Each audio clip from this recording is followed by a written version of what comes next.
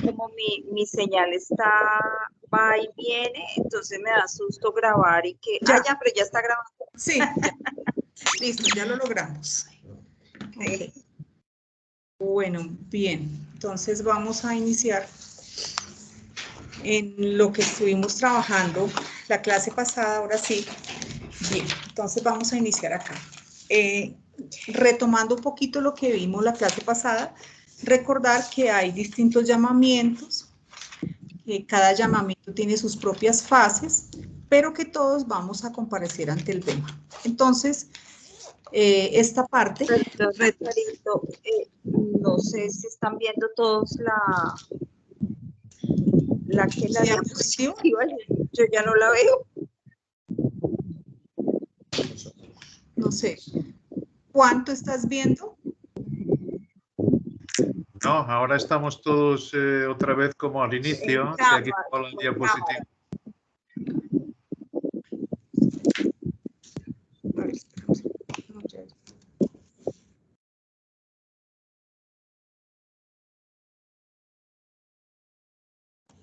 nos embobamos definitivamente.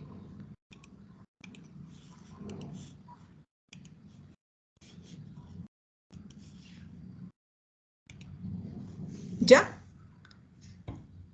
Y ahora sí. Vemos 3 distintos grupos. Bueno, entonces arranquemos de si lo vamos a lograr hoy. Bien, entonces hablamos de los 3 distintos grupos. Tenemos a Israel y sus naciones, las naciones que van adheridas a él. Tenemos la Israel, que es la celestial, llamada la novia, y los cielos más altos, el cuerpo de el Señor Jesucristo. Bien, también hay 3 distintos llamamientos. Tenemos que Israel es llamado a ser el pueblo santo, escogido, y a ser un reino de sacerdotes. Tenemos el llamamiento celestial, que es, dice acá en Hebreos 3:1, por tanto, hermanos santos, participantes del llamamiento celestial, considerad al apóstol y sumo sacerdote de nuestra profesión, Cristo Jesús. Y tenemos el llamamiento santo, que es el nuestro, en Filipenses 3:14, prosigo a la meta, al premio del supremo llamamiento de Dios en Cristo Jesús. Ese es el nuestro. En 2 Timoteo 1:9, quien nos salvó y llamó con llamamiento santo. Entonces, 3 distintos llamamientos, 3 distintas esferas, que son la tierra, y de la tierra, bienaventurados los mansos, porque ellos heredarán la tierra. Tenemos la Jerusalén celestial, en Hebreos 12:22, la ciudad del Dios viviente, la Jerusalén celestial, y tenemos los cielos más altos por encima de todos. Bien, 3 esferas de bendición, 3 distintas esperanzas. El reino sobre la tierra, dice que venga ese reino, hágase tu voluntad como en el cielo, así también en la tierra. Y la Jerusalén celestial, aquí viene con las nubes, recordemos que esta es la esperanza para ellos. Y para nosotros, la iglesia del cuerpo, tenemos cuando nuestra vida se manifieste, entonces vosotros también seréis manifestados con él en gloria, es decir, la fundición en Cristo. Entonces también distintas esperanzas. Bien, hablábamos de 3 distintas resurrecciones. Está la anástasis, que es aquella aplicada a los justos e injustos, que los justos que heredarán la tierra. ¿Sí se está viendo, por favor? Sí, Amparito. Ah, ok, gracias. Estamos viéndolo. Ok. Viene la ec-anástasis, que es para aquellos que sean los vencedores de todos los tiempos, y la exanástasis, que aplica para la iglesia del gran secreto. 3 distintas resurrecciones. Bien. Entonces, completa esta primera resurrección, pero los otros muertos no volvieron a vivir hasta que se cumplieron los 1000 años. Entonces, después de que se cumpla el milenio, los otros muertos que tendrán su resurrección, ellos vendrán a completar esta primera y mejor resurrección. Recordemos que esta sería la fase final. la que los del Antiguo Testamento conocieron como su resurrección de justos, la resurrección de vida, lo que ellos llamaban Marta, la hermana de Lázaro, que le dijo al Señor Jesucristo que ella creía que resucitaría en la resurrección en el día postrero. Entonces, esta final resurrección es la que va a completar la primera. Bien, ¿quiénes resucitarán en la primera y mejor resurrección? Los que se hayan ido a dormir en Cristo, creyendo la esperanza, sea de la esfera que sea, los que no la hayan perdido. Estos ciertamente resucitarán en la fase inicial de la primera y mejor resurrección.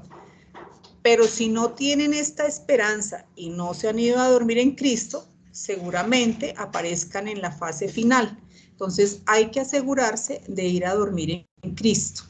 Y cada uno pues a la esfera que pertenezca. Bien, aquí está esta primera y mejor resurrección. Tenemos la Epifanía, que ya sabemos que es la nuestra, la fundición con Cristo. Luego viene un primer evento, que es el descenso del Señor Jesucristo a la bóveda celeste. Tenemos luego la primera fase, el arrebatamiento de los vencedores antes de la gran tribulación. Luego viene la fase final de ese arrebatamiento, que es cuando venga el Señor Jesucristo, los que salgan a recibirlo en las nubes, y completa, después de los 1000 años, la resurrección de estos muertos que no volvieron a vivir sino hasta después de los 1000 años. Habíamos hecho una gráfica, pues es solo un gráfico y pues no es, decíamos que era solo para tener entendimiento. Tenemos una fase inicial.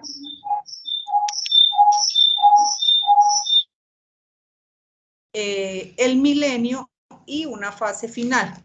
En esa fase inicial, la Epifanía, el arrebatamiento inicial de los vencedores, el arrebatamiento final en las nubes, de los vencedores que harían falta, luego los 1000 años, y se completaría con la resurrección de los justos, que es hablando del trono blanco. Bien, entonces, hasta aquí es haciendo esa retroalimentación. Ahora, recordemos que estamos en el contexto del bema, de ese juzgamiento, y vamos a tener en cuenta dos aspectos, y es que todos compareceremos ante el bema, ¿sí? Pero cada uno en su orden. Aquí en 2 Corintios 5:10 dice, porque es necesario que todos nosotros comparezcamos ante el tribunal, el bema, de Cristo, para que cada uno reciba según lo que haya hecho mientras estaba en el cuerpo, sea bueno o sea malo.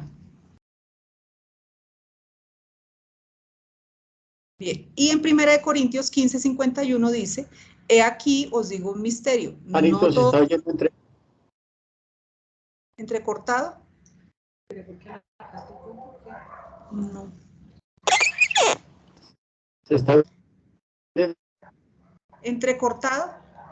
No, yo te escucho bien, Amparito. cortando. Sí. De pronto de la conexión, Jaimito, mira a ver, porque no sé, Juan, ¿tú cómo escuchas? Bien, lo estoy escuchando muy bien. Estoy escuchando bien. Bueno, entonces dice acá, en 1 Corintios 15:51, he aquí os digo un misterio, no todos dormiremos, pero todos seremos transformados. Entonces, para la iglesia del cuerpo, la escritura no dice nada acerca del bema, y tampoco no dice, pero no contradice lo que Pablo acabó de escribir acá en Corintios. Así que nosotros también compareceremos ante el bema. No está escrito para nosotros, pero tampoco no se contradice en ningún lado. Así que todos compareceremos ante el bema. Pero vamos a hacer unas consideraciones. El orden de las resurrecciones es una consideración, el mismo orden para presentarse al bema. Es decir, por supuesto, primero la Epifanía, luego los vencedores y después los que resuciten acá para la tierra. Dicho de otra manera, ir a comparecer al bema no será al mismo tiempo para todos, sino será por fases. de acuerdo a la fase de resurrección que se esté dando. Cada una de las resurrecciones tiene acompañamientos. Recordemos que no es todo de una vez, sino que hay distintos momentos, que estos momentos pueden ser a continuación o hay otras cosas, aspectos que pueden ser paralelos. Pero lo más importante, todos compareceremos ante el Bema, según el orden de la resurrección. Primero nosotros la Epifanía, luego los vencedores y al final, pues los mansos que heredarán la tierra. Bien, este tema del Bema, como ya lo habíamos dicho en otro momento, requiere esa pequeña luz que el espíritu de sabiduría y revelación nos vaya dando. Por supuesto, estas consideraciones no son palabra total, no, están sujetas a que Dios nos vaya mostrando, que nos vaya dando la unidad de la palabra, que vaya encajando y que nos vaya iluminando. Entonces, viene la pregunta, ¿cómo va a comparecer en los terceros cielos la iglesia del cuerpo en la Epifanía? Nosotros, ¿sí? Entonces, esta consideración podríamos decir que nosotros ya cada uno ocupando el sitio del cuerpo que le corresponde allá en los terceros cielos y que Dios sabe, ¿sí? Es una consideración, pero ¿está sustentado escrituralmente? No, pues no se habla nada de la iglesia del cuerpo, por supuesto, porque es el misterio, no podría decir nada, ese era el misterio. Lo que sí se sabe es que todos pasaremos por el Bema, y aunque Dios no dice nada para la iglesia del cuerpo, tampoco lo contradice. Pero ¿en qué momento se va a dar nuestro Bema? O sea, ¿en qué momento iremos al tribunal? No se sabe. Lo cual no significa que Dios no haga el juicio de recompensas para los que nos hayamos fundido con Cristo. No sabemos es cómo y en qué momento, pero ya cuando lleguemos a los terceros cielos, se habrá cruzado por el Bema. Eso es lo que la consideración que podemos hacer. Y allá, cuando lleguemos a los terceros cielos, cada uno en su sitio, según el resultado por el cual hayamos pasado en el Bema, cada uno. Bien, entonces, vamos a hacer otra consideración también de nuestra esfera, de los cielos más altos. ¿Todos los que se fundan en Cristo en los lugares celestiales van a reinar con Él? La respuesta es no. Pablo dice en 2 Timoteo 2:20, pero en una casa grande no solamente hay utensilios de oro y de plata, sino también de madera y de barro, y unos son para usos honrosos y otros para usos viles. Así que si alguno se limpia de estas cosas, será instrumento para honra, santificado, útil al Señor y dispuesto para toda buena obra. Aquí la expresión se limpia de estas cosas significa limpiarse de sí mismo, limpiarse de ese viejo hombre. Una vez que nos limpiemos de ese viejo hombre y le permitamos a Cristo, entonces será instrumento para honra y útil al Señor. Eso quiere decir, o se puede hacer parte de la epifanía, claro, pero el destino final puede ser para honra o para deshonra. ¿En qué sentido? Cada uno en la posición que Dios le haya concedido por lo que haya hecho en Cristo. Por lo cual, unos reinarán, los de honra, y otros servirán, aunque recordemos que los que reinarán con Cristo, pues el servicio es más alto en el reino del milenio. Entonces, todos llegaremos, todos los que nos fundamos en Cristo, los que Dios nos conozca, que nos hayamos negado, recordemos que estaremos en los lugares celestiales, pero los que nos hayamos negado a sí mismos, recordemos que hay un 30, un 60 y un 100. Entonces, cada uno va a ocupar pues, que Dios nos tenga listo, de acuerdo a lo que nos hayamos negado en Cristo.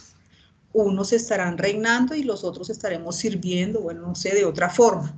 Pero es muy importante ir entendiendo estos eventos que ahorita Juan nos va a hacer el favor pues, de complementar un poco más.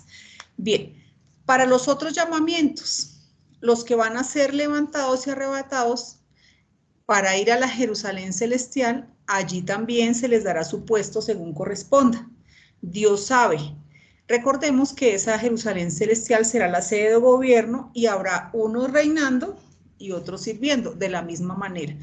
Dios tampoco habla cómo va a ser el bema para ellos, sino de la misma manera. Ellos también comparecerán ante este tribunal para recibir recompensas o no, y aparecerán en su puesto según Dios sepa quiénes son. Bien, el único bema que Dios da a conocer en la Escritura es el de la tierra, y es en este contexto que estamos trabajando, con los tronos y los que recibieron la facultad de juzgar. Recordemos que estaban los que se habían negado, los que no se marcaron con la bestia, estaban los 12 apóstoles, etcétera, etcétera. Bien, otra consideración. El bema va a suceder aquí sobre la tierra, es decir, para este último grupo, y no se hace para repartir allí los que ya les haya dado su sitio, porque ya Dios ya habrá repartido, digamos, los 2 primeros grupos, sino para dar a conocer a todos públicamente lo que cada uno haya hecho en vida, ¿sí? Este bema va a ser para dar a conocer qué fue lo que se hizo ellos. Por tanto, la iglesia del cuerpo, o sea, nosotros y los vencedores del Hijo varón, estaremos presentes en este juicio que se haga a las naciones. Recordemos que el Señor Jesucristo, ahí vamos a estar presentes. Pero recordemos que al cuerpo de Cristo, nosotros que somos convidados al banquete de bodas, allí no hay que ocupar el primer lugar. Lucas 4:8. Cuando fueres convidado por alguno a bodas, no te sientes en el primer lugar, no sea que otro más distinguido que tú esté convidado por él. Y viniendo el que te convidó a ti y a él, te diga, da lugar a este, y entonces comiences con vergüenza a ocupar el último lugar. Mas cuando fueres convidado, ve y siéntate en el último lugar, para que cuando venga el que te convidó te diga, amigo, sube más arriba. Entonces tendrás gloria delante de los que se sientan contigo a la mesa. Porque cualquiera que se enaltece será humillado, y el que se humilla será enaltecido. Conviene sentarse en el último lugar a los pies de Cristo, a escuchar y ver todas las cosas que van a suceder en el milenio, con la esperanza de Israel, de los padres, de los profetas, pues vamos a tener este privilegio de estar ahí. Quien se siente es porque está cansado, recordemos. Tiene su conciencia de debilidad, de niño, de miserable de mí, o sea, por eso nos sentamos. Se sienta a ver cómo las diferentes compañías van a ser recibidas en la vida Ionian, y así contemplar toda la obra de nuestro Dios con ellos. Hay que ser humildes como niños de pecho, para que desde ese puesto de honor se pueda recibir la información, y cuando llegue nuestro tiempo, nuestro Señor indicará el asiento donde hemos de colocarnos, pues ya están marcados, o sea, todo ya está todo listo. Así que nos toca desnegarnos a nosotros mismos. Bien, recordar que sentados a los pies de Cristo es lo que debemos hacer. Es maravilloso, como María, que escogió la mejor parte, ¿sí? La cual no le será quitada. A los pies de Cristo, sentados ahí, Él nos podrá seguir enseñando todos los asuntos, estando en ese reposo, esperando en silencio que Él cumpla todas estas cosas de una manera gradual, eficaz, siempre sentados en el último lugar a los pies de Cristo. Bueno, entonces hasta aquí, digamos, viene toda esta parte del juzgamiento del bema, de los que recibieron la facultad de juzgar. Vamos a continuar, entonces retroalimentemos hasta aquí lo que hemos hecho. Nos encontramos en Apocalipsis 20. Entre los versículos 1 al 10, es importante que sepamos que en estos versículos está encerrado el milenio. Voy a leer los primeros 10 versículos, que allí está todo lo que va a suceder durante este tiempo. Vi a un ángel que descendía del cielo con la llave del abismo y una gran cadena en la mano, y prendió al dragón, la serpiente antigua, que es el diablo y Satanás, y lo ató por 1000 años, y lo arrojó al abismo y lo encerró, y puso su sello sobre él para que no engañase más a las naciones, hasta que fuesen cumplidos 1000 años, y después de esto debe ser desatado por un poco de tiempo. Y vi tronos y se sentaron sobre ellos los que recibieron facultad de juzgar. Y vi las almas de los decapitados por causa del testimonio de Jesús y por la palabra de Dios, los que no habían adorado a la bestia ni a su imagen y que no recibieron la marca en sus frentes ni en sus manos y vivieron y reinaron con Cristo 1000 años. Pero los otros muertos no volvieron a vivir hasta que se cumplieron 1000 años. Esta es la primera o completa la primera resurrección. Bienaventurado y santo el que tiene parte en la primera resurrección. La segunda muerte no tiene potestad sobre estos, sino que serán sacerdotes de Dios y de Cristo y reinarán con él 1000 años. Cuando los 1000 años se cumplan, Satanás será suelto de su prisión y saldrá a engañar a las naciones que están en los 4 ángulos de la tierra, a Gog y a Magog, a fin de reunirlos para la batalla, el número de los cuales es como la arena del mar. Y subieron sobre la anchura de la tierra y rodearon el campamento de los santos y la ciudad amada. Y de Dios descendió fuego del cielo y los consumió. Y el diablo que los engañaba fue lanzado en el lago de fuego y azufre, donde estaban la bestia y el falso profeta, y serán atormentados de día y de noche por los siglos de los siglos. Bien, estos 10 versículos, como dije, encierran todo el milenio. Bien, aquí hay algunos aspectos bellísimos que tenemos que mirar, que revisar. Bien, vamos a empezar. Dice, el juicio de Satanás después del milenio. Dice así, y después de esto debe ser desatado por un poco de tiempo. Aquí en Apocalipsis 23 llama la atención que después de estos 1000 años dice que ser desatado Satanás. Pero ¿por qué deberá Satanás ser desatado aunque sea por un poco de tiempo? ¿Dónde reside el motivo para esta misteriosa necesidad? Porque no dice si se quiere, sino que debe ser desatado. Bien, para establecer el porqué de la palabra debe del versículo 3, hay que conocer y entender los propósitos divinos de Dios de las edades. Hay que regresarnos a los propósitos de Dios que Él ya tuvo desde el principio. Entonces necesitamos entender por qué Satanás debe ser suelto, aunque sea por un poco de tiempo. En Hechos 15 y 18 dice el Señor que hace conocer todo desde el principio del mundo. En la versión Palabra de Dios para Todos dice, esto lo hizo saber desde el principio. En Isaías 14:24, Jehová de los ejércitos juró diciendo, ciertamente se hará de la manera que lo he pensado y será confirmado como lo he determinado. Dios tiene determinado desde el principio todas las cosas y las cosas terminarán como Dios se las propuso desde el comienzo.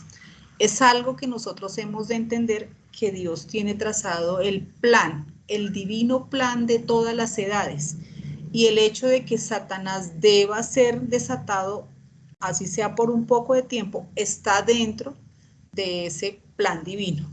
Y vamos a ir entendiéndolo paso a paso. Para eso, como dije, hay que regresarnos al comienzo, al principio, a la primera rebelión de Satanás, y vamos a ver cómo acá en Apocalipsis está la final rebelión, una segunda y última rebelión de este querubín. Bien, recordemos, vamos a ir allá y ahora con una nueva perspectiva vamos a mirar este tema maravilloso. Recordemos en Génesis 1:1, la creación original de los cielos y la tierra en perfecto orden y belleza. Ya en el versículo 2, la creación desordenada y vacía, debido a la primera rebelión de Satanás. Bien, entonces, lo primero que vamos a mirar desde otro punto de vista es que la desolación y la vaciedad, como terminó esta primera rebelión, es un castigo, es un juicio de parte de Dios por lo que hizo Satanás. En algún momento de pronto se había considerado que esa creación, lo que había hecho este querubín, todas estas alteraciones habían dado como resultado, no, toca entender que la consecuencia por esa rebelión fue que todo terminó informe, vacío, desolado, al punto de que no quedó nada, literal, de lo que él pretendía hacer. Es lo primero. Bien, algo para tener en cuenta, de pronto cuando uno, en el caso personal, que me gusta mirar programas de, bueno, de los distintos canales donde hablan de millones y millones y millones de años, y entonces uno dice, pero ¿cómo así? Millones de años y millones. Bien, recordemos que pues es una consideración también, por supuesto, cuando Dios restaura justamente toda esta creación caída, arruinada, le da una función específica al Sol y a la Luna para determinar el tiempo. Todo esto de las edades precámbricas, de las eras, de todo eso que la ciencia ha propuesto, se encuentra dentro de lo que no había tiempo. Bueno, no había tiempo, solo hasta cuando Dios establece el Sol y la Luna en la restauración con la función del tiempo, es que empieza a correr el tiempo. Supongo yo que el carbono 14 y todas estas cosas, pues, ellos dan un tiempo, pero no es el que es, es una consideración, puesto que antes de que la creación fuera arruinada, no había tiempo. Bueno, una consideración. Bien, recordemos esta primera rebelión. Es muy importante ya ir encadenando, mirando todas estas cosas maravillosas que Dios nos ha mostrado, que hay esto claro dentro de una consideración. Siempre la escritura versus la ciencia, ¿sí? La ciencia con sus preguntas y con sus respuestas después de, según ellos, cientos de millones de años, como lo acabo de decir. Ellos hablan de mares profundos. Bueno, ¿quién los midió? Y que luego aparecieron cosas vivientes. Bueno, ¿cómo? En fin, y ahí ya nosotros sabemos que las respuestas no las van a encontrar.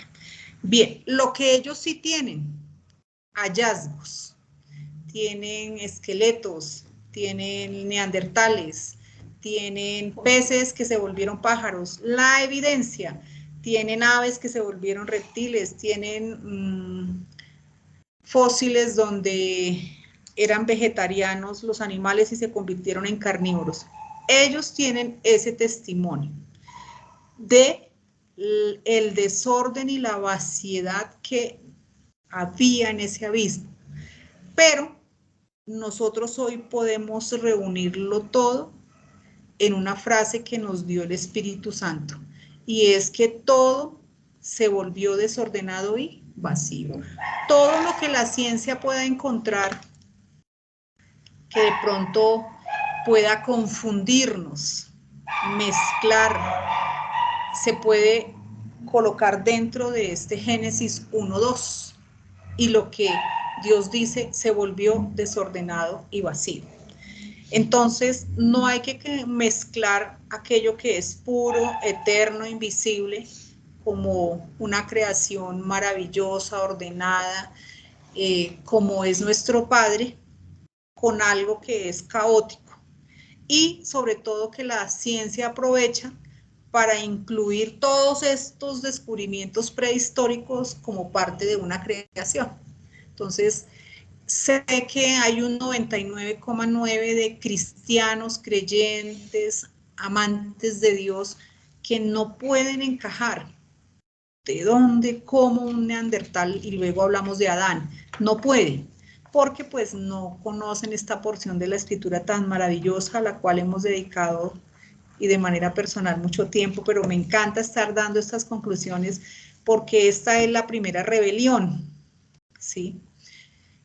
Recordemos que justamente este querubín pudo hacer todas estas cosas atroces, todos estos experimentos, fue porque él recibió material genético.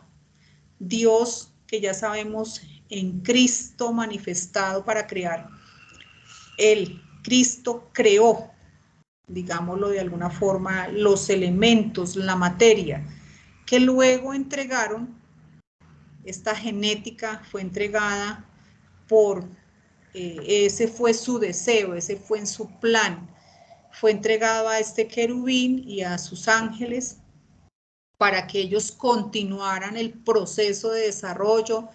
Recordemos de las especies, por eso tenemos cantidad de aves, que como decía Juan hace unos días, mirar estos animales preciosos, sus colores, sus variedades, eso era lo que Cristo tenía en mente con este querubín, que ellos se encargaran de esa diversidad en cada animal, algo maravilloso, y lo mismo en cada planta. Cuando uno admira esta naturaleza preciosa y esta variedad de flores maravillosas, colores, tonos, bueno, ahí está nuestro Padre. Pero este querubín y sus ángeles, convencidos por él, toman este material genético y alteran el género, la especie, todo lo que les había entregado. Los peces los convierten en aves, como ya había dicho, los herbívoros en carnívoros y, por supuesto, los simios en hombres, entre comillas, llamados neandertales, donde ellos no podían sostener, ya Satanás no podía sostenerle la vida y por eso moría, y él volvía y retomaba e intentó muchas veces, pero no tenían el aliento de vida de nuestro Padre. Así que todo este material genético alterado, todo este cambio de especie, de género, hace parte de este caos donde la primera creación de Dios pues fue contaminada, condenada a muerte. Por millares de años la vida deambuló enferma y decadente hasta su completa extinción. Ciertamente es imposible imaginar el dolor que le causó al Creador, pero Dios lo permitió, y es muy importante esto. Él permitió que este querubín siguiera ese camino, porque Dios siempre tiene un propósito dentro de ese plan divino de las edades, y parte es porque hasta ese momento los únicos seres, además del querubín y sus ángeles acá en la tierra, estaban los otros, ¿sí?, que no se habían revelado. Entonces Dios permite que él siga este camino para que los demás ángeles estuvieran completamente convencidos que ese era un camino de muerte y tristeza, contrario, por supuesto, a las leyes perfectas e inmutables de un Dios generoso y amoroso. Entonces, ahí permite la evidencia de cómo este ángel estaba revelándose y convenció a los otros que efectivamente los llevó por un camino de muerte, ¿sí? Y para continuar esta misma idea, pues, ¿por qué Dios lo permite? Entonces, hacemos una primera consideración. ¿Qué hubiese pasado si desde el primer momento de la rebelión Dios hubiese interferido y castigado a Lucero y a los demás ángeles? O sea, obviamente que ya Dios desde el primer momento conocía ya la intención de este querubín, y él hubiese podido al siguiente segundo, por decirlo de una forma coloquial, lo hubiese podido ya saber qué era lo que pretendía hacer. Pero entonces la respuesta es que Dios le permitió. La respuesta podría ser que los otros ángeles que no se revelaron, que eran 2/3 partes, quedarían con dudas, porque lo hizo al siguiente segundo o al siguiente minuto. Entonces los otros ángeles dirían, pero si realmente este ángel pecó o tenía alguna razón especial para revelarse, o sea, hubiese quedado como en el aire. Y como Dios es nuestro Dios Padre, ¿sí?, en su infinita sabiduría permite toda esta rebelión y el pecado hasta que se evidenciasen las consecuencias, ¿sí? El versículo 14-12 dice, hay un camino que al hombre le parece derecho, pero al final es camino de muerte. Entonces, hasta cuando se ven las evidencias. Dios es un Dios de orden, es un Dios amoroso, y Él permite que sucedan todas estas cosas a pesar de su dolor, lo mismo que hoy.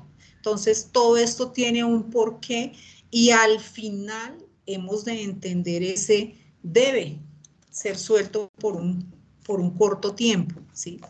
Entonces Dios permitió la rebelión de Satanás y de los ángeles, al igual que también permitió el pecado del hombre, y todo esto con un propósito, para que sirviera de aprendizaje en el primer tiempo a los otros ángeles, y en estos tiempos a los hombres. Nosotros hemos de aprender, ¿sí? En estos tiempos también Dios está permitiendo, como ya lo hemos estudiado, que el mal llegue a su colmo. Exactamente lo mismo. Una vez que ya la evidencia se dé, ¿sí? Dios tiene las pruebas, porque Dios es un Dios de orden, ¿sí? ¿Qué pruebas? Que el hombre separado de Dios no es nada, es dolor, tristeza y muerte. Y a eso hemos de llegar, como lo estamos estudiando ahora en el Apocalipsis, a estos juicios terribles, pero solo para demostrar que el hombre separado de Dios no puede subsistir. Por ello, no habiendo más dudas, no hubo más dudas después de toda esta evidencia, ningún otro ángel se reveló después. Sí, ya ellos, los que escogieron caer con Satanás, cayeron, y los que están en el cielo, están en el cielo. No hubo más dudas. Lo mismo va a suceder. Ningún otro hombre se revelará en el futuro, cuando el mal sea exterminado para siempre. Ya cada uno, recordemos, acabamos de decir que cada uno tendremos nuestro puesto, ¿cierto? De acuerdo a lo que hayamos hecho en este tiempo de vida, que es el tiempo que Dios nos da para escoger nuestro sitio donde queremos quedar. Entonces, ya más adelante ya no nos revelaremos, sino que ya será exterminado el mal, la muerte, todas estas cosas, y ya tendremos cada uno una posición en ese nuevo comienzo, que no sabemos, es en ese reino eterno, pero deberá ser maravilloso, ya sin este cuerpo, por supuesto. Todo acabó, y el querubín, recordemos ese querubín protector, el que era ungido sacerdote, era sabio, hermoso, se convirtió en el archienemigo de Dios, Satanás, quien finalmente no tiene vida. Él ya no tiene vida porque él es total ausencia de luz. Recordemos que el cual solo puede ofrecer lo que él es, muerte. Por ello Dios le permitió ver su propia degradación y será destruido al final. Y decía Bullinger en un estudio que él por eso detesta Apocalipsis, porque ahí está cuál va a ser su final, está escrito y va a ser destruido. Entonces, bien, ¿cómo termina todo este periodo desordenado y vacío? En 2 de Pedro 3:5 dice que en el tiempo antiguo fueron hechos por la palabra de Dios los cielos y también la tierra. 6, por lo cual el mundo de entonces pereció anegado en agua. Así termina. Pero los cielos y la tierra que están ahora, o sea, estos, están reservados por la misma palabra, guardados para el fuego en el día del juicio y de la perdición de los hombres impíos.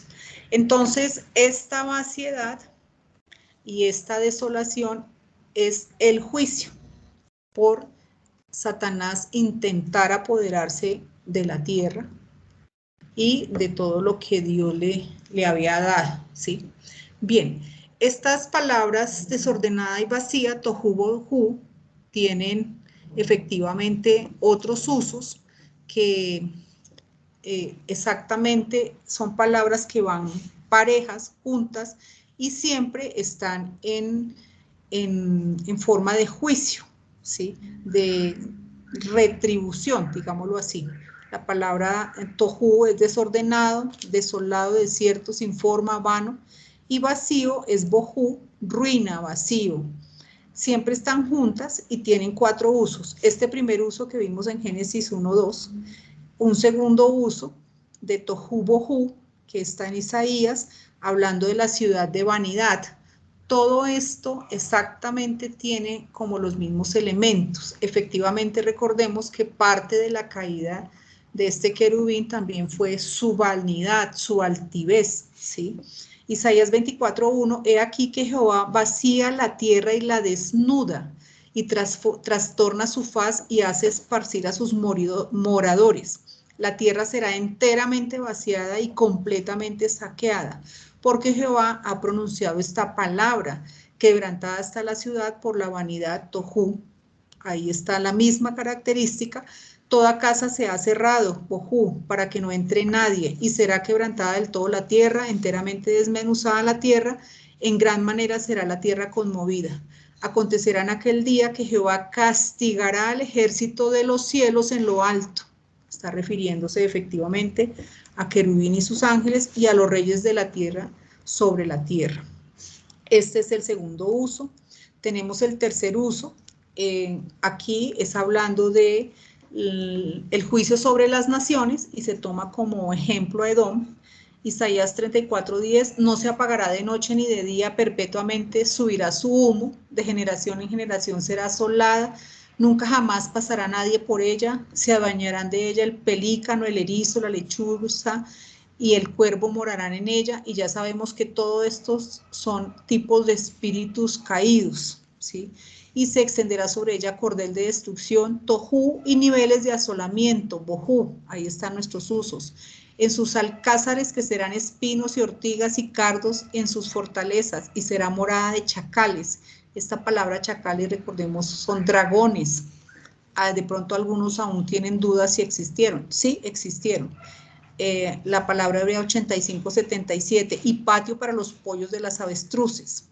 Este juicio es seguido de espinos, cardos, ortigas y cardos, y el lugar pasará a ser habitación de dragones, de chacales, de cabras salvajes, buitres, que ya vimos que son distintas clases de demonios, de huestes caídas. En Isaías 27:1, en aquel día Jehová castigará con su espada dura, grande y fuerte al Leviatán, serpiente veloz, y al Leviatán, serpiente tortuosa, y matará al dragón que está en el mar, hablando de los mismos espíritus caídos. Bien, cuarto uso. Y el último, Jeremías ve un mal que amenaza a Sión, proveniente del norte, comparándolo con un león, y lo denomina el destructor de los gentiles, que trae consigo la desolación. Jeremías 4:7, el león sube de la espesura y el destruidor de las naciones está en marcha, y ha salido de su lugar para poner tu tierra en desolación, tus ciudades quedarán asoladas y sin morador. Miré a la tierra y aquí que estaba asolada, tohu, y vacía, bohu, y a los cielos, y no había en ellos luz. Dios no creó el mundo como se describe ni en Génesis 1:2, ni porque aquí lo dice, también en este Jeremías 4:7, que la tierra estaba asolada y vacía. Dice en Isaías 45:18, porque así dijo Jehová que creó los cielos, Él es Dios, el que formó la tierra, el que la hizo y la compuso. No la creó en vano, para que fuese habitada la creó, yo soy Jehová. Entonces, estos usos de tohu y bohu, desordenada y vacía, efectivamente todos son juicios. En este caso, el juicio por la primera rebelión de Satanás. Bien, voy a terminar acá. Esta catástrofe se produjo por la primera rebelión de Satanás, el hecho de que la tierra hubiese quedado desordenada y vacía, ¿sí? Por tanto, hay que entender cómo Dios, ya desde el principio, desde el comienzo, tiene establecido o sabe y conoce el final. Y en este caso, ¿cómo va a ser vencido el mal? Por supuesto, Dios está por encima del querubín y todas estas huestes, por supuesto. Entonces debe conocer más arriba. Por esta razón, Satanás será suelto por un corto tiempo, para que se cumplan los planes de Dios al pie de la letra. Seguramente debe haber una rebelión final. Tiene que haberla, ¿sí? De la misma manera, Dios ya sabe cómo se traerán en evidencia los nuevos cielos y la nueva tierra. Dios debe estar por encima de esta que fue la catástrofe más grande, la rebelión más grande, y Dios debe tener todo bajo control, ¿sí? Bajo su mano poderosa. Voy a terminar acá para que esto tenga el sentido. Entonces, en este mismo contexto que Dios sabe y conoce todo, aquí nos muestran la estructura del plan divino de las edades. Aquí está todo y es maravilloso cómo uno ve que todo encaja. Resalta la correspondencia entre los pasos de la ruina y los pasos de la restauración, todo perfecto. Lo que se ve es que esta restauración sucederá en sentido inverso a la ruina. Entonces los invito a cerrar aquí. Miremos, entonces está la creación primal u original como A, y miremos su correspondencia, que es al final, los cielos, los nuevos cielos y la nueva tierra, al final. Entonces recordemos que la caída va de para adelante y la restauración arranca de para atrás, digamos, y llega al final. Bien, B dice la primera rebelión de Satanás, que concuerda efectivamente con el B del final, la rebelión final de Satanás. C, la tierra restaurada y bendecida, efectivamente, también la tierra será restaurada y bendecida, y estamos hablando del tiempo del milenio. No, sí, en el milenio. D, las introducciones de Satanás y su consecuencia. Entonces él entró y como dice, con Adán y Eva los hizo pecar y eso trajo una consecuencia. Aquí, efectivamente, ese de Satanás encadenado y su consecuencia. Entonces se va a mostrar que efectivamente el pecado no viene solamente de él. La humanidad tratada en su totalidad, que la humanidad también es tratada con su totalidad. Recordemos, la primera es el tiempo de los patriarcas y al final va a ser el tiempo del milenio. F, el llamamiento y la bendición de la nación escogida, que efectivamente al final también habrá un nuevo llamamiento del pueblo escogido. G, la primera venida de Jesucristo, que por supuesto tiene la correspondiente con su segunda venida. H, la oferta del reino, y arranca la restauración con el reino en suspenso. Entonces es hermoso ver, y aquí queda la diapositiva, ver cómo el plan de Dios es perfecto, y dentro de este plan hay una primera rebelión que terminó en desordenado y vacío. Por lo tanto, efectivamente, Satanás debe ser suelto al final por un corto tiempo, y vamos a ver que no solamente es por este aspecto, sino hay otros aspectos también a tener en cuenta. Bien, eso era lo que tenía para compartir. Dios los bendiga. Juan. Gracias. Entonces hay que volver bien. Sí, ¿me escucháis bien? Bien, sí, señor. Sí, señor. Bueno, es maravilloso pensar el Dios que tenemos, el Dios que se está revelando y cómo es grandioso, mucho más de lo que las palabras humanas puedan determinarlo. Y ya hace tiempo que dejamos de intentar comprender una magnificencia tan grande, y que él dice que su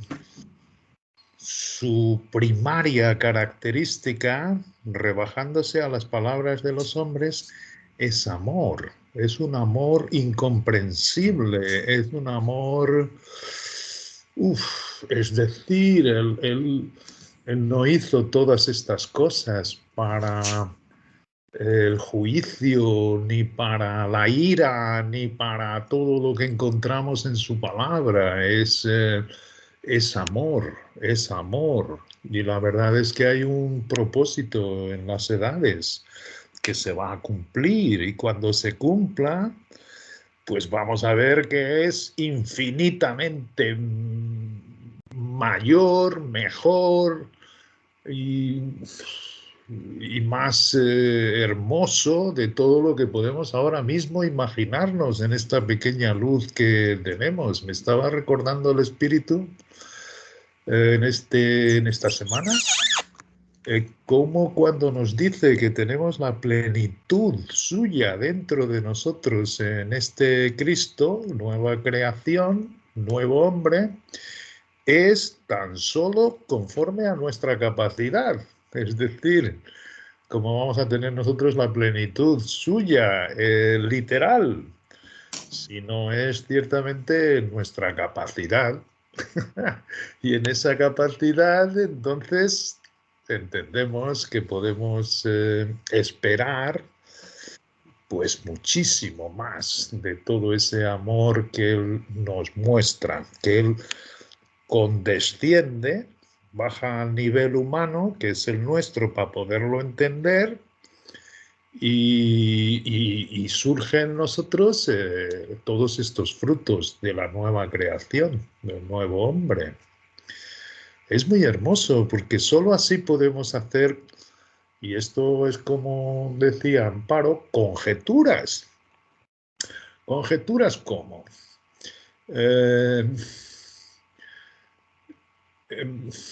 Escribí hace poco, trabajando un artículo que me encantó cuando lo leí, que la característica de esta gracia, de esta dispensación de la gracia en la cual vivimos, en la cual Dios deja a todos los hombres que hagan conforme a su voluntad, por eso se llama el Día del Hombre, Dios permanece en silencio.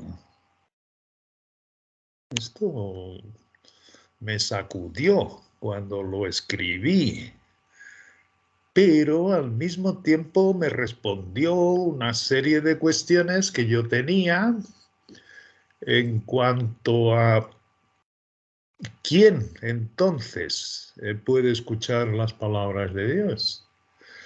Y entonces la respuesta es que igual que los antiguos tenían el conocimiento de esta palabra en las estrellas, sabían leer en las estrellas el propósito divino, y un día daba palabra, otro día, y así Dios iba acrecentando la información, y fíjate, ahí era sin adulterar, nadie podía tocarlas, sino que era la palabra pura. Pues igual, cuando terminó de darle el gran secreto a Pablo, se cerró la palabra y Dios se mantuvo en silencio. De ahí que aquel que quiera reconocer la voz de Dios ahora tiene que ir a la palabra. Igual que aquellos iban a las estrellas, nosotros vamos yendo a la palabra. Y la palabra nos va dando información a medida que escudriñamos. ¿Cómo hemos llegado nosotros a el conocimiento de que hay la iglesia del cuerpo?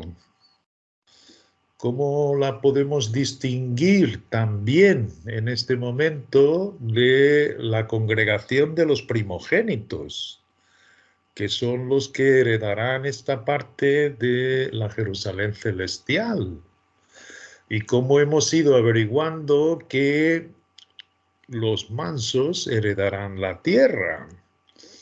Bueno, pues todo esto es palabra diaria que vamos sacando información. De ahí que sepamos que todos vamos a pasar por el Bema. Todos vamos a pasar por el Bema. Todas las familias de nuestro Dios van a pasar por el Bema. Y es cierto que en Timoteo, que es una epístola del cuerpo, es una epístola que escribió Pablo en prisión, en segunda de Timoteo, cuando ya le falta poco tiempo de vida, él le recuerda esto a su hijo Timoteo y le dice, Por tanto, todo lo soporto por amor de los escogidos. Se está a referir a los escogidos del cuerpo, de la iglesia que es el cuerpo, para que ellos también obtengan la salvación que es en Cristo Jesús con gloria eterna. Y por supuesto no se está a referir de la salvación, está a hablar de las tales recompensas. De manera que en el cuerpo también hay recompensas y pérdidas. Y por eso dice a seguir, en el capítulo 2 estoy, versículo 10, ahora el 11, palabra fiel es esta, le dice a Timoteo, que es lo que ha explicado Amparo. Si somos muertos con él, también viviremos con él. Si nos vamos a dormir manteniendo en Cristo la esperanza, sea como cual sea, viviremos con él. Todas las familias, todos los llamamientos.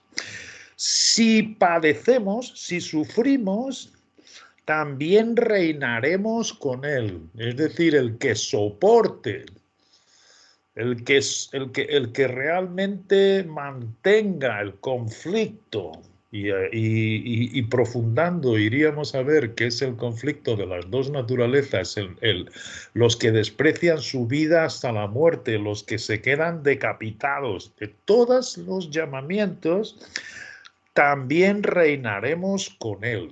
Esta es la diferencia. Una cosa es vivir con Cristo, aparecer en la primera resurrección y la mejor.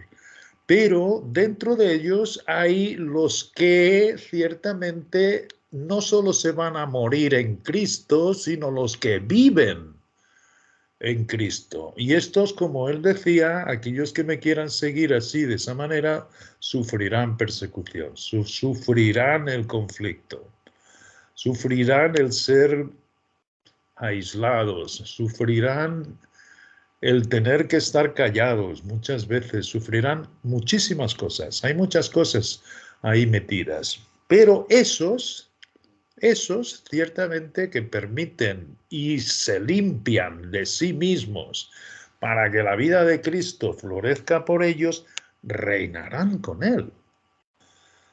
Es que esta es la gran diferencia. Y entonces dice a seguir, si le negáremos, si en vez de darle la preeminencia le negamos y queremos hacerlo por nosotros mismos, lo cual es el camino ancho de salvación, si hacemos eso y no permitimos la vida de Cristo, que sea Él quien viva ahora por nosotros, dice, Él también nos negará. Él también nos negará ¿lo qué? ¿La salvación? Por supuesto que no, porque esa no es por obras, y aquí está hablando de obras. Pero Él nos negará el premio. Él nos negará que no entraremos en el banquete. Seamos de cuál seamos el llamamiento. Lo que el Espíritu es una espada que nos va dividiendo, nos va dando información. ¿Entendéis? No puede hablar de aquí de la salvación de nadie. La salvación no es por obras para que nadie se gloríe. La salvación, fijaros bien, es toda planta que no plantó mi Padre Celestial será desarraigada. Asimismo, podemos poner todos esas criaturas diabólicas que ha estado mostrando Amparo como las plantas que no plantó mi Padre. Son plantas y fueron desarraigadas. Y él después, cuando Dios lo hizo todo otra vez de nuevo en la creación de Adán y todo precioso, ¿okay? Él también introdujo su simiente en esta creación y de ahí se dio el pecado. ¿Lo conocemos nosotros? ¿Cuál es la simiente? ¿Cuál es la planta que no plantó nuestro Padre Celestial? No, pero Él los conoce. Lo único que no va a ser salvo será la planta que no ha plantado nuestro Dios. Y esa, Él las conoce y serán desarraigados. Y naturalmente que es la simiente del adversario. El resto, todo lo que nuestro Padre lo ha tenido desde el principio y ha plantado desde el principio, todo eso va a ser salvo. Ahora bien, dentro de estos salvos, lo que tenemos ciertamente es lo que aquí Pablo quiere, es que ganen todos el premio. Pero no todos lo van a ganar. Esto es lo que aquí está diciendo. Y palabra fiel es esta, Él también nos negará el premio en esa altura. Si fuéramos infieles, Él permanece fiel, Él no puede negarse a sí mismo. Si fuésemos infieles, perderemos la recompensa, pero Él sigue siendo fiel, manteniendo su salvación en todos los que Él haya plantado, sea de qué familia sea. Entonces nos viene aquí también en las epístolas que están dirigidas para la iglesia del cuerpo, esa posibilidad, ciertamente, de ser del cuerpo, de ser de sus escogidos, pero que no entremos en el banquete. Es decir, que seamos instrumentos para otros usos, yo no sé cuáles. Pero esto va a suceder igual con las vírgenes necias, que son de otro llamamiento. ¿Entiendes? Las vírgenes sabias entran al banquete, las vírgenes necias no entran al banquete. ¿Las vírgenes necias no van a ser salvas? Sí que van a ser salvas, pero no entran al banquete. Bueno, pues entonces decimos, Dios, todos vamos a comparecer ante el bema, tú vas a distribuir los lugares de honra, tú vas a distribuir conforme lo hayamos hecho en Cristo o no en Cristo, sino en nosotros mismos. Como te digo, además, que por lo que vemos a nuestro alrededor en las denominaciones, pues el 90% es como dice nuestro Señor Jesucristo, no entréis por el camino ancho, no entréis por ahí. Por tanto, el banquete es una cosa reducida. El banquete es reinar con Cristo. El banquete es en ese tiempo del milenio, ese reinado, tú mantener una posición que ya hemos dicho que es de servicio. Es decir, tendremos una capacidad otorgada para nuestro Dios que nos dé la posibilidad de hacer un servicio maravilloso. Esto es, no es más. Y además os digo que el que no entre al banquete seguro que va a estar muy satisfecho de donde Dios lo ponga. Es decir, toda esta variedad que nos muestra nuestro Padre, nos la va mostrando en las Escrituras y nos va quitando todo lo que es paja, heno y hojarasca. Y Él se va magnificando y mostrándonos que todo su propósito divino es precioso. Precioso, pero además Él nos alerta y nos quiere ver realizando esos servicios para Cristo en el milenio, es decir, con esas capacidades maravillosas que son los miembros de honra. Es decir, ¿y quiénes son? Es que lo más hermoso es eso. Es el que, como los niños, hoy se sienta en el último lugar. Y el último lugar es el que se niega a sí mismo. El último lugar es el que se decapita. El último lugar es el que reconoce su debilidad. El último que continuamente ve en sí la debilidad. ¿Por qué? Porque entonces le viene la verdadera alabanza y adoración de decir, Padre, qué hermoso es el vestido que me has dado. Me has quitado las ropas raídas, de las cuales todavía sufro sus embestidas, pero me has revestido de algo nuevo, con lo que me das una pequeña garantía en arras de lo que va a ser. Esto es, y además comenzamos a ver sus frutos dentro de nosotros.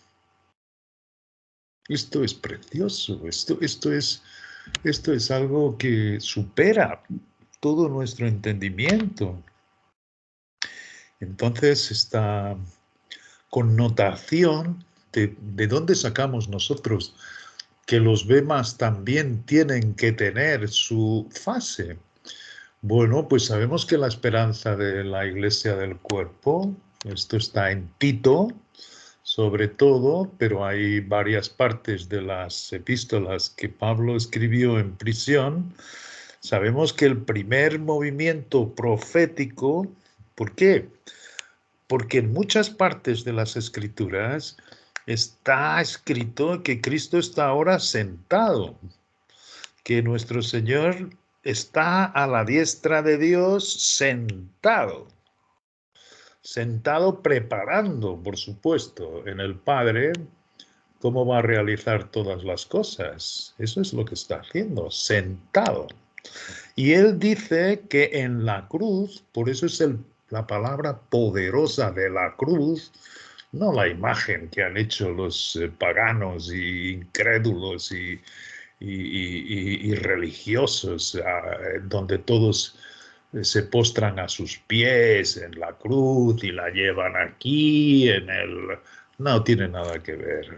El poder de la cruz es exactamente el camino que él abrió, a través del cual nos hizo pasar a nosotros y nos sentó y nos ha sentado, pretérito perfecto, nos ha sentado en ese mismo lugar donde Él está sentado. Y Él nos dice, así que procura. ¿Cómo vamos a procurar esto si no es en el Espíritu de Cristo? ¿Cómo iríamos nosotros en nuestro entendimiento intentar ver qué es lo que allí hay? Si ciertamente no nos sentamos con Él para que nos explique todas las cosas. Y cómo efectivamente escudriñando. Y escudriñando vamos a ir viendo las cosas más sencillas, vamos a ir viendo la perfección de nuestro Padre. Y entonces pensamos, el primer movimiento es justamente cuando Él se levante de donde está y haga su aparición en gloria. Es decir, en medio de todas estas huestes celestiales que no se revelaron y que son invisibles hoy para la humanidad porque está todavía con el peso del pecado y está con estos lugares donde habitan estas huestes malignas de maldad del adversario. Hay una separación, pero entre la cual se ha abierto un camino. Esto es lo que está escrito y nosotros por la fe nos adueñamos del poder de la cruz. Este es el poder de la cruz, que es locura para los que se pierden, no para los que no se salven, sino también para los que se pierden el banquete. ¿Por qué? Porque la desprecian. Es decir, ellos quieren mejorarse por sí mismos, ellos quieren presentarle a Dios una cara linda y hacen sacrificios y hacen todo, poniéndose debajo de la ley, asistiendo a sus ceremonias y sus ritos, dándose con el mundo de la mejor manera y teniendo un deseo de mejorar aquí el mundo. Y entonces, ¿qué sucede con esto? Patean, pisotean la cruz de Cristo, desprecian sus escrituras cuando dice que el mundo va de mal a peor, lo cual ven todos los días, pero están ciegos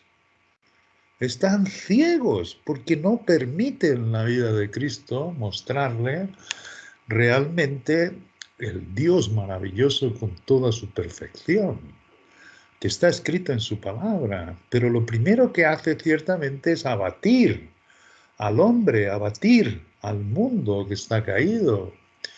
Y como Sandra nos estaba diciendo el día pasado, es como la figura del alfarero que estaba haciendo el vaso y se rompió.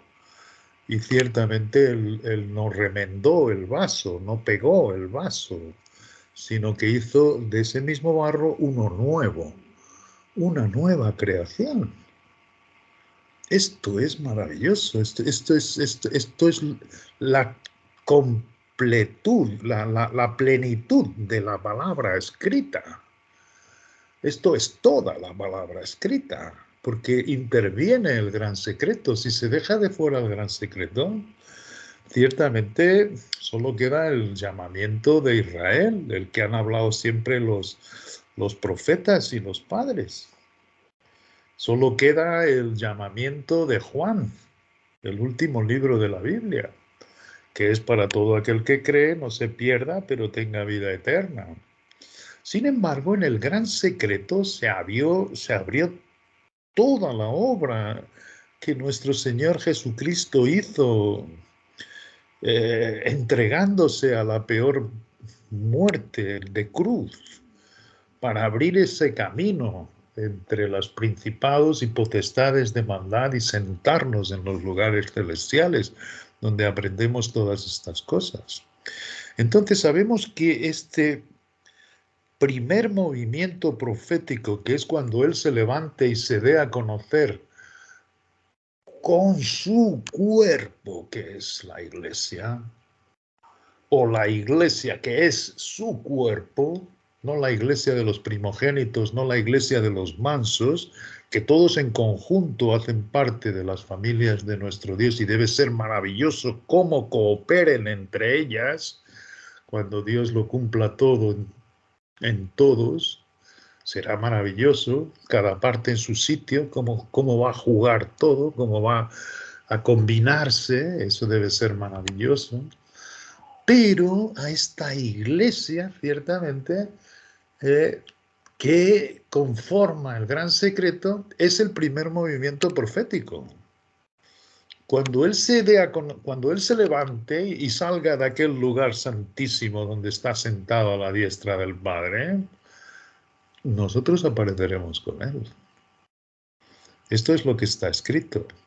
Por tanto, nosotros, ciertamente, humanamente hablando, pensamos, ¿cómo vamos a aparecer? Es decir, ¿será que Dios va a guardar los 7 años que dura entonces el Apocalipsis y que entran los tales juicios que estamos viendo en el estudio que está llevando a cabo Amparo, sin haber repartido ahí su sitio en el cuerpo? ¿Qué vamos a hacer en ese tiempo? De ahí que ciertamente nuestro más lógico pensamiento es que cuando aparezcamos con Él allí, que dice que seremos un espectáculo para los ángeles que nos se han revelado, es decir, se van a quedar maravillados de la belleza de este cuerpo, es porque ya cada uno ahí en ese sitio ocupará el lugar que Dios le ha programado. Esto es lo más lógico. ¿Esperamos más información sobre esto? Claro que sí. O entonces después sabemos que será la lucha, cuando nosotros ya estemos con Él en el cuerpo resucitado de gloria, la salvación de gloria. Entonces será la batalla de Miguel para limpiar estos cielos más bajos, de donde van a caer a la tierra todos estos espíritus inmundos que ahí habitan. Y sabemos que cuando ellos caigan, nuestro Señor Jesucristo dijo que habrá algunos de los que hayan quedado en la tierra que sean dignos para no pasar por la gran tribulación, que sabemos que son los 3 últimos años y medio de los 7 que dura el Apocalipsis, y que esos van a ser arrebatados a ese lugar que se ha quedado limpio, donde ya nosotros hemos sido anteriormente puestos en Cristo. Es decir, ¿qué va a suceder con estos entonces que sean arrebatados, que hayan sido tomados por dignos de no pasar por los 3 últimos años y medio? ¿Será que Dios los va a mantener allí guardados y esperarlos ahí hasta que se dé el bema?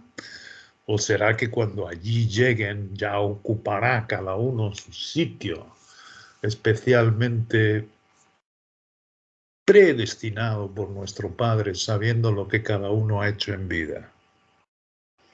¿Y qué nos dice de todo esto? En nuestro pequeño entendimiento, acostúmbrate a sentarte en el último sitio. Porque va a ser hermoso cuando Dios te diga, sube aquí un poquito más arriba, o que será muchísimo mejor ser avergonzado que ser avergonzado y decir, tú un poquito más para abajo. Es decir, no es altivez nuestra el creer que somos del cuerpo, sino que Dios nos lo ha dado a conocer. Es tan hermoso cuando... Pero ¿cómo podemos recibir todo esto y que no nos salga la jactancia, que no nos salga la vanagloria? O como si hubiésemos hecho algo bueno en nuestra vida. Es precisamente la primera verdad que nos ha mostrado Dios, que en nosotros no habitaba nada de bueno y lo hemos reconocido, no solo reconocido, sino que lo reconocemos continuamente. De hecho, os puedo decir que, igual que vosotros, este conflicto que mantenemos es insoportable muchas veces. Es insoportable. Es una bendición cuando estamos juntos, es una sanidad que se produce espiritual cuando estamos reunidos en la presencia de nuestro Padre y podemos confesar las palabras que nos va dando en nuestras bocas. Pero resulta que nos levantamos al día siguiente, queremos mantener este regocijo en nosotros y lo que encontramos es el conflicto. Y esta semana mismo, harto del conflicto, me quejaba a Dios y le decía: Padre, parece que el hombre viejo tiene más poder que tú.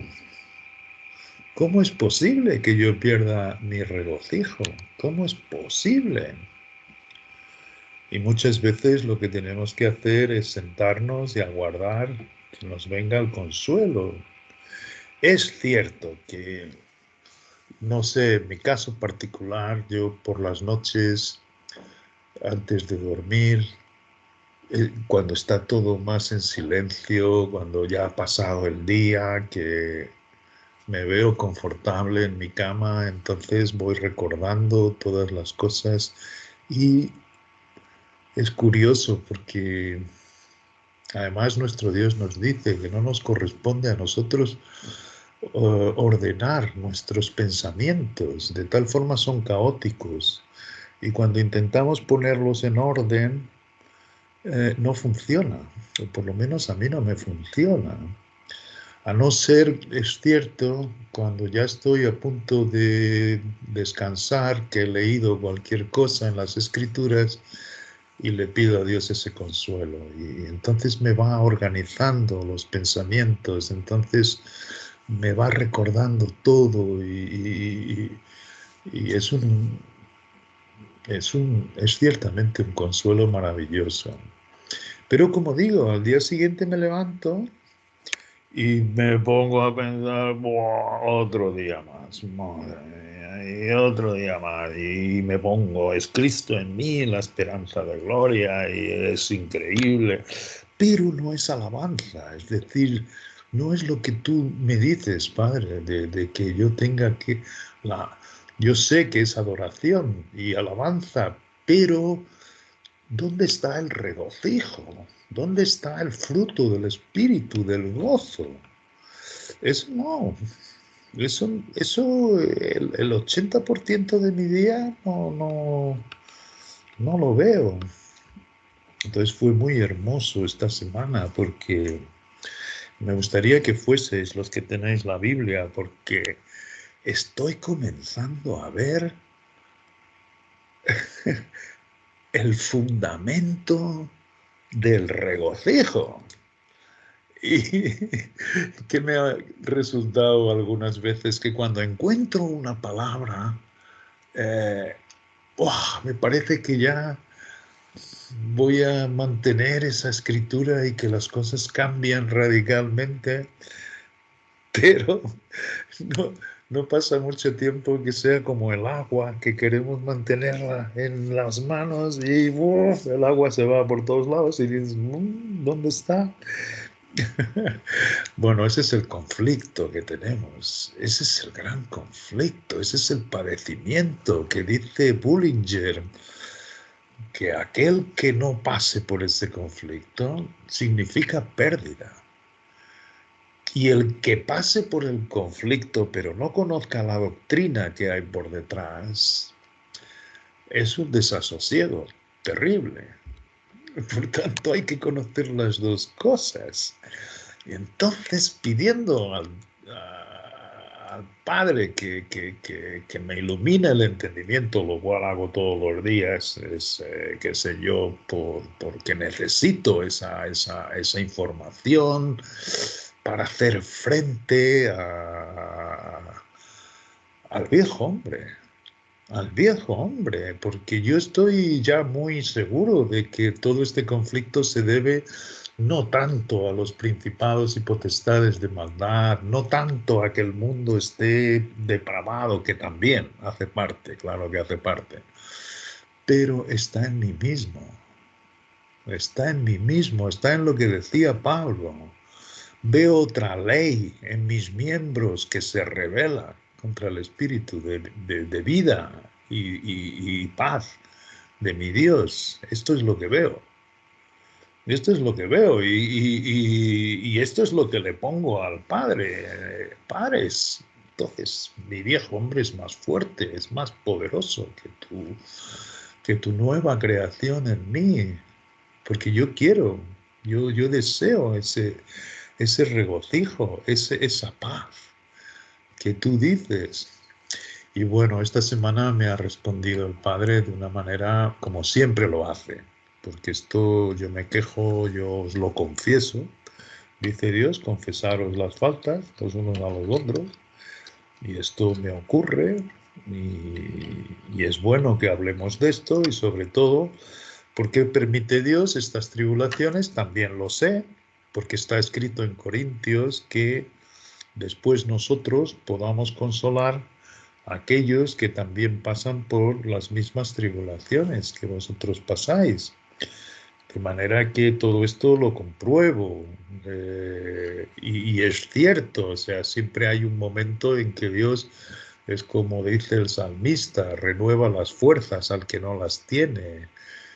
Nos renueva como el águila, aquel que echa las plumas para afuera, las viejas, y salen nuevas y se remonta a las alturas. Todo esto lo veo, pero en un gran conflicto. En un gran conflicto en el que clamo por consuelo y por esto que tú dices en tu palabra, Padre. Y la paz tuya gobierne en mi corazón. Eso todavía no lo ha hecho, todavía no lo tengo vivo en mí. Y bueno, esta semana, escribiendo este artículo, he terminado otros 2 capítulos. Lo había terminado justo antes que comenzase la reunión, pero no me ha dado tiempo a enviarlo. Os invito a que lo leáis porque es maravilloso. Se llama Las riquezas más grandes que todos los tesoros de Egipto. Y es precioso porque trata sobre una palabra griega que se traduce al castellano jactancia o gloriarse. Jactancia, que yo pensaba que era algo muy negativo y demás. Y es algo negativo, es algo genial que nuestro Dios advierte. La salvación es por gracia, para que nadie se gloríe en su presencia, o para no gloriarnos en la carne, o no gloriarnos o jactarnos en los hombres. Es decir, pero hay jactancia. La verdad es que hay una jactancia. La verdad es que hay un gloriarse. Fijaros bien, y esto es lo que se me está haciendo luz en este consuelo que yo deseo que sea permanente. Y en el espíritu anteveo que eso está disponible. Y entonces el Padre en este estudio, que sí, qué cosa más bonita, porque lo hemos hablado tantas veces, yo creo que el Espíritu nos repite las mismas cosas, como decía Pablo. Yo repito las mismas cosas y para vosotros, para mí no me molesta repetir. No, decía San Pedro, para mí no me es molesto repetir las mismas cosas y para vosotros es seguro. Yo creo que la clave de que la paz de Dios gobierne nuestros corazones, Él nos las va enseñando y nos las va diciendo y repitiendo. Y yo creo que es la diferencia entre conocimiento y sabiduría. Una cosa es conocerlo, conocer, conocer la verdad, pero otra es la sabiduría, es decir, la puesta en práctica en este nuevo hombre de aquello que Dios nos dice. Y de hecho ahí están todas las oraciones, o sea, Dios nos promete que Él responde a todas nuestras oraciones que estén basadas en lo que esté escrito. Así que tenemos el derecho completo y total a la sabiduría de Dios. Tenemos el derecho completo y total a la iluminación de todas estas cosas que estamos averiguando. En Cristo, en Cristo, en Cristo. Porque mismo con estas dos palabras, jactancia y gloriarse, que es la misma palabra griega, es ciertamente diciéndonos Dios qué evitar y en qué jactarse. Bueno, pues en qué jactarse, que claro que está en Cristo, primeramente, pero es como os digo, esto todo ya lo sabemos, es decir, sabemos que nosotros no hay nada de bueno, sabemos que todo esto viene en la nueva creación y ahora tenemos que adueñarnos de todo esto y Dios dice, sí, así mismo. Pero ¿cómo, Padre? ¿Cómo? Es decir, yo no puedo ordenar mis pensamientos, tienes que ser tu espíritu en esta nueva creación. Y dice, escudriñando. Y entonces escudriñando, ahora con este trabajo de las riquezas mayores que todos los tesoros de Egipto, en el capítulo 12 se refiere mucho este estudio a lo que Pablo enseñó a los corintios, que fijaros, os acordáis que era una iglesia que estaba dividida en bandos, en que unos decían yo soy de Pablo, otros yo de Apolos, otros yo de Cefas, fíjate, he venido a saber que ni tan siquiera el nombre gentil Pedro, que le dio Dios, lo reconocían, sino que era el hebraico, el Cefas. Hasta en eso se nos muestra la perfección de la palabra, es decir, las cosas que realmente había judaísmo, había los celosos por la ley, había los que pretendían, y había también la filosofía, había también la sabiduría humana, que era lo que procuraban, los corintios eran griegos, o sea que había una corriente gentil que procuraba la filosofía, los elocuentes dichos de los sabios hombres, y había la corriente judía, porque eran prosélitos, efectivamente, de la dispersión, y que procuraban su justicia. Pero todo lo procuraban en el poder del hombre, en la capacidad carnal de cada uno, como lo hace hoy en día toda la denominación que conocemos, toda la religión que conocemos. Muy pocos son los que pasan por el camino angosto, el estrecho, que es decapitándose, dando su vida por terminada ya aquí en este mundo para dar lugar a la nueva creación. Bueno, pues en el capítulo 12 de Segunda de Corintios, hablando de todo esto de las jactancias y de los gloriarses, en este estudio os invito a que lo leáis porque es maravilloso. A mí me ha dado un consuelo y una paz genial. y en gran parte estaba aquí. Que fíjate la cantidad de veces que ya lo hemos repetido en estas reuniones. Dice, todo el capítulo 12 es maravilloso, y trata, capítulo 12 de 2 de Corintios, y trata del tal aguijón en la carne de Pablo. El tal aguijón que ha sido tema de debate de muchos eruditos bíblicos. Unos dicen que el aguijón de la carne de Pablo eran las personas, los judíos celosos por la ley que lo perseguían. Otros dicen que era una enfermedad en su cuerpo, que cuando fue en el camino de Damasco se quedó ciego y le cayeron las escamas, pero es cierto que Pablo habla acerca de una enfermedad suya, que así lo recibieron en algunas de las iglesias, y que habla mismo de un problema en sus ojos. Bueno, hay muchas tendencias y claro que se puede esperar que Dios siga dándonos información, pero una cosa es cierta. Lo que él llama un espino en la carne es, por tanto, le causaba dolor. Fuese cual fuese la causa, esto le causaba un gran dolor.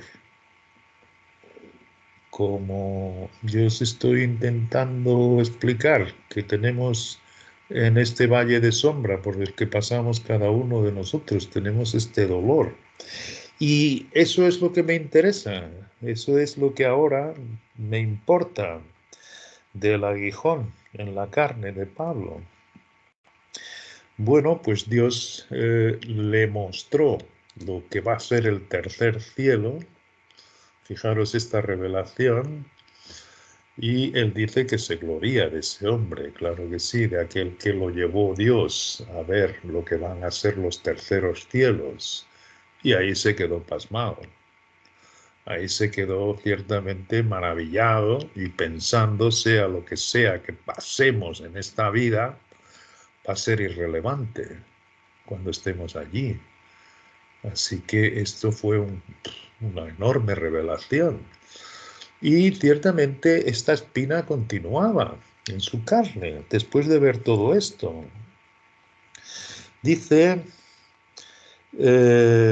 si quisiera yo gloriarme de estas cosas que Dios me ha mostrado, no sería insensato, porque diría la verdad, lo que Dios me ha mostrado.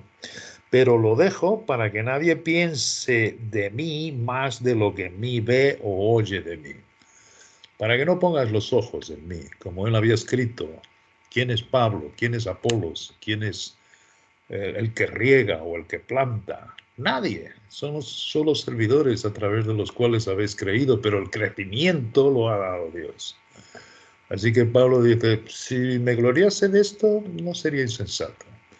Pero no, prefiero callarme para que no pongáis vuestros ojos. Fíjate el Pablo, qué grandioso, como Dios le... No, esas cosas son las que le quiere evitar.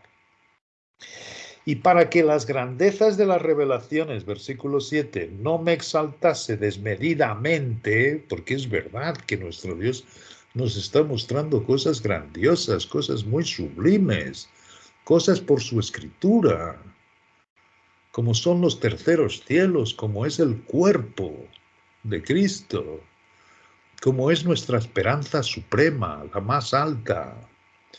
Para que no me exalte desmedidamente, me fue dado un aguijón en mi carne, un mensajero de Satanás que me abofetee, para que no me enaltezca sobremanera.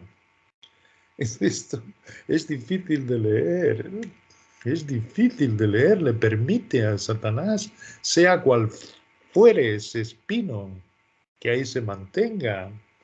Y dice el versículo 8, respecto a lo cual 3 veces he rogado al Señor que lo quite de mí.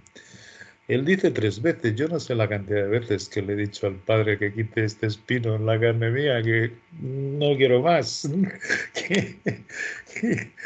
que por favor, que haga viva su palabra y que la paz y el consuelo habite en mí, desde que me levanto hasta que me acuesto. He tenido épocas así, en que realmente deseaba salir por la mañana temprano porque me estaba el Padre mostrando cosas maravillosas.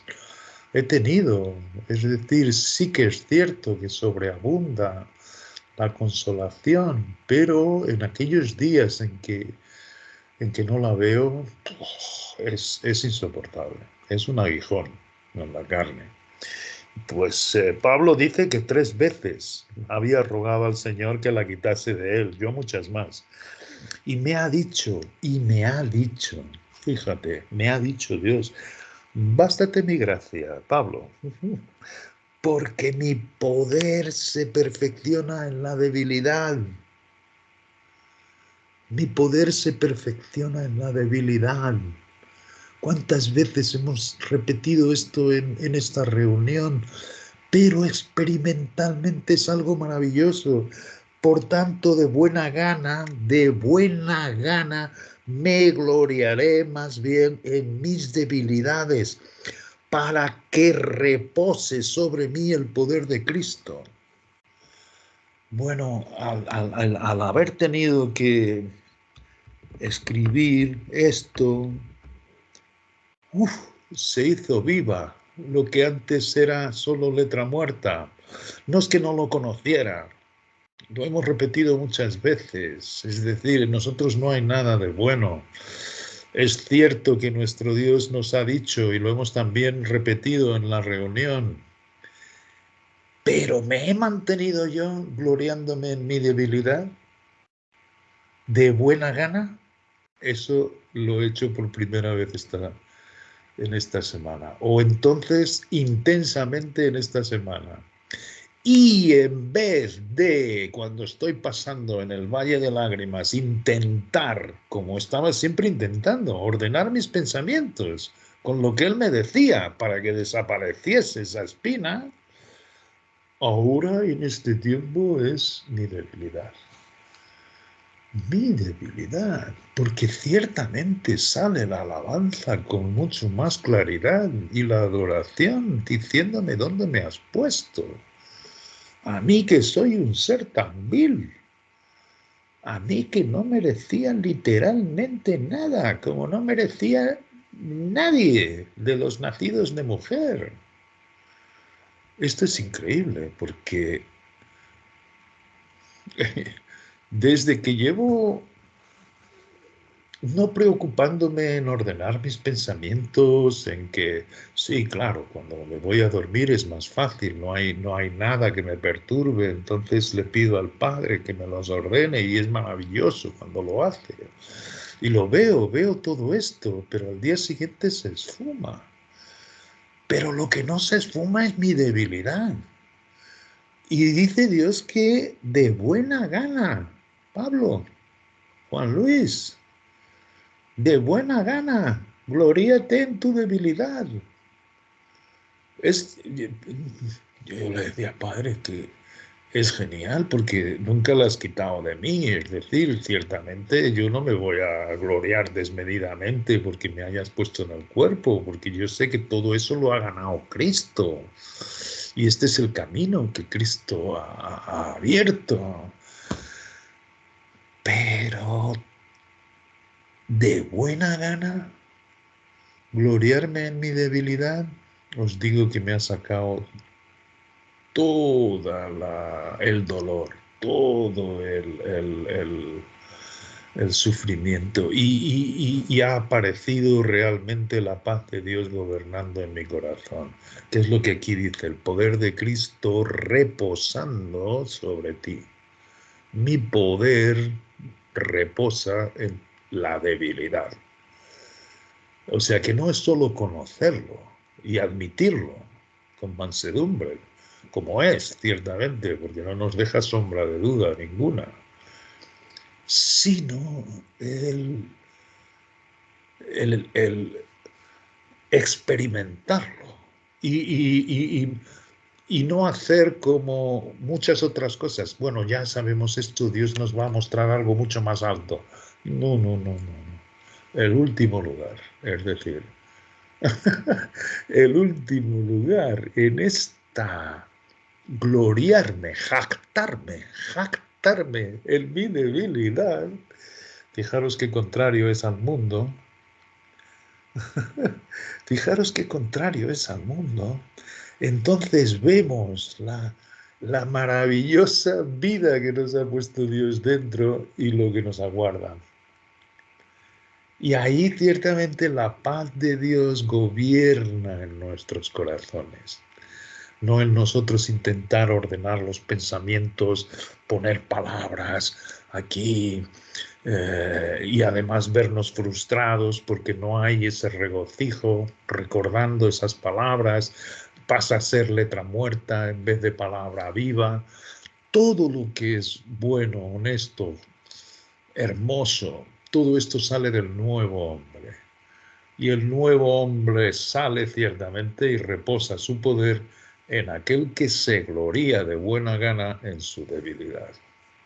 ¡Oh, qué hermoso! Bueno, estoy que no quepo en mí en estos tiempos. Ciertamente no es que nunca Dios nos haya consolado así, siempre nos da una palabra que nos deja en paz, consolados, nos renueva. Pero esta ciertamente la voy a mantener y me voy a jactar de una manera como no lo he hecho hasta ahora. No solo conociéndolo, sino experimentándolo. Porque os digo que sale la criatura nueva, bella, preciosa como ella es. Y la total ausencia de jactancia en la carne, en el hombre, sino en la debilidad. Es hermosísimo porque no deja de aparecer la hermosura.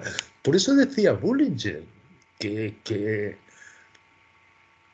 pasar por la experiencia sin conocer la doctrina es un desasosiego. Es como esas caras de los santos sufridores que parece que son místicos. No es esa, no es esa la vía, ni mucho menos. O entonces aquel que era el que oraba y decía a Dios que le daba gracias porque no era como los otros pecadores. Él no, él era justo por sí, porque todos los días iba haciendo sus sacrificios y ayunaba, iba a las ceremonias y lo hacía todo conforme los tipos y las sombras. Pero nosotros tenemos la sustancia. ¿Cómo nos vamos a quedar en los tipos y las sombras? Nosotros tenemos a Cristo. Nosotros tenemos una nueva creación en nosotros sentada. Él dice, pon tus ojos ahí arriba. ¿Y cómo, madre? ¿Cómo? Me esfuerzo pensando la palabra, repitiéndola. No, sentándote. ¿Y qué mejor manera de sentarse, como ha dicho Amparo, que aquel que está cansado? Y ver nuestro cansancio, ver nuestra debilidad y gloriarnos de buena gana, eso es algo nuevo. Esto es algo nuevo y precioso, porque sale Cristo en toda su plenitud, reposa el poder de Cristo en nosotros.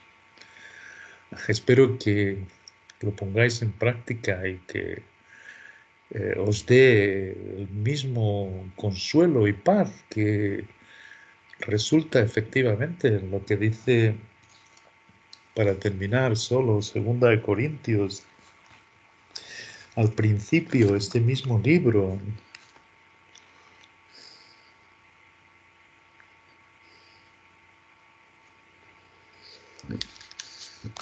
Es en 2 Corintios, en el primer capítulo, dice, el cual, en capítulo 1, versículo 4, nos consuela en todas nuestras tribulaciones, para que podamos también nosotros consolar a los que están en cualquier tribulación.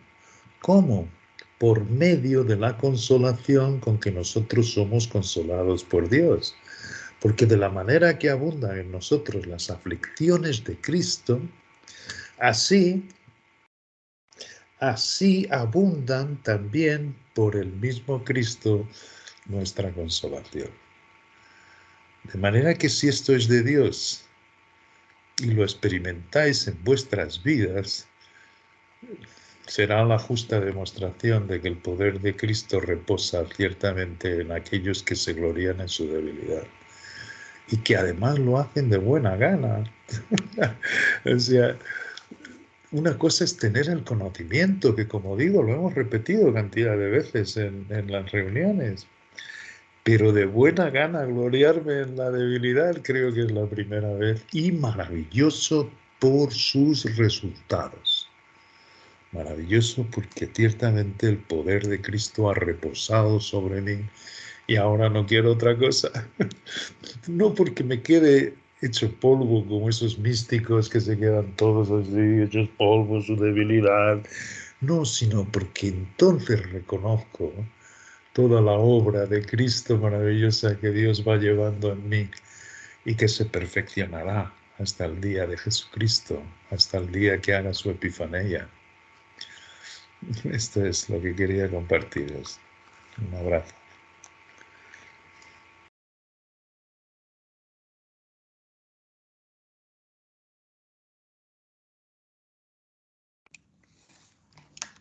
Bueno, gracias Juan. A practicar de buena gana. Bueno, muy bien. Entonces, ¿alguien por favor desea cerrar con una oración?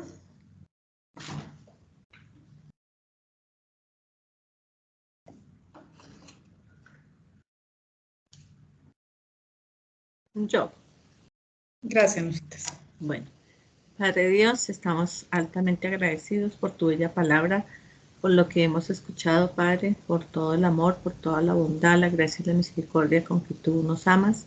Agradecerte, Padre, por nuestras vidas, por la vida de Amparo, por la vida de Juan y por la vida de todas aquellas personas que han dedicado de su tiempo y de su vida para escudriñar tu bella palabra y para compartirla a cada uno de nosotros. Gracias, Padre, porque tu palabra es fiel, porque tu palabra es lo más grande que nos puede pasar en nuestras vidas. Te pedimos, Padre, que nos des mucha sabiduría y entendimiento para seguir adelante, para poder hacer las cosas de acuerdo a tu voluntad, para que ese Cristo cada día se forme en cada uno de nosotros. Por un resto de semana lleno de ti, lleno de tu gracia y misericordia, te pido por nuestras familias terrenales, por cualquier necesidad que haya de salud, de trabajo, cualquier otra índole, Padre, que sus vidas sean llenas de la plenitud tuya y la plenitud de tu bella y hermosa palabra. Gracias, Padre, por todo esto, en el poderoso nombre del Señor Jesucristo. Amén. Amén. Gracias, Nusitas. Para todos una gran semana. Gracias, Juan. Entonces, estaremos. Gracias a vosotros. Gracias, Juan. Gracias a todos, muchas gracias. Feliz noche para todos. Gracias. Gracias, Amparito.